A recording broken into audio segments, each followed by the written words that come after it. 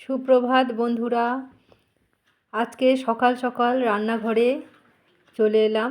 রান্না দিয়েই আজকে ব্লগটা শুরু করছি। প্রথমেই আলু ভাজা হচ্ছে কড়াইতে, ডিমের ঝোল করব বলে। হাঁড়িতে ভাত, আমি সকালবেলায় ভাতটা বসিয়ে দিই, একদিকে আমার ভাতটা হয় আর অন্যদিকে অন্যান্য রান্নাগুলো আমি করতে থাকি।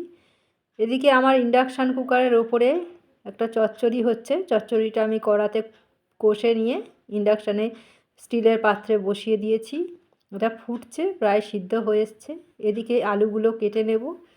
টমেটো দিয়ে আলু দিয়ে ডিমের ঝোল করব। এই যে ডিম ভেজে রাখা হয়ে গেছে।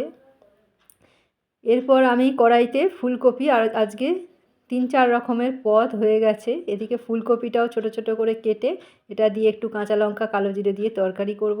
অন্যদিকে ডিমের তরকারি করবার জন্য আমি এখানে বসিয়ে দিয়েছি পেঁয়াজ কুচি, আদা রসুন বাটা দিয়ে ভেজে রাখা আলুগুলো ওর মধ্যে দিয়ে দেবো। ভেজে রাখা আলু ডিম সব একসাথে রাখা আছে।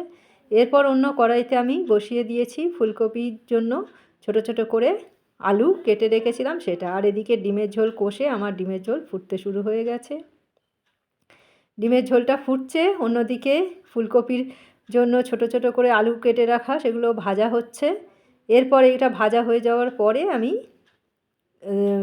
ফুলকপিগুলো দিয়ে নাড়াচাড়া করে নামিয়ে নিয়েছি। ডিমের ঝোলও আমার এদিকে রেডি হয়ে গেছে। পুঁইশাক চচ্চড়িটা ফুটছিল, সেটাও তৈরি হয়ে একদম রেডি। আমি নামিয়ে ফেলেছি। নামিয়ে নিয়ে আমি রেখেছি, তোমাদের সাথে এটা আমি শেয়ার করলাম।